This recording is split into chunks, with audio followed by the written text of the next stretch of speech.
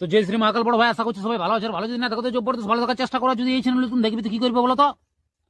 আগে ভিডিওটা দেখবে, ভিডিওটা যদি ভালো লাগে তো তারপর করবে চ্যানেলটা সাবস্ক্রাইব, তারপর করবে লাইক, তারপর করবে কমেন্ট।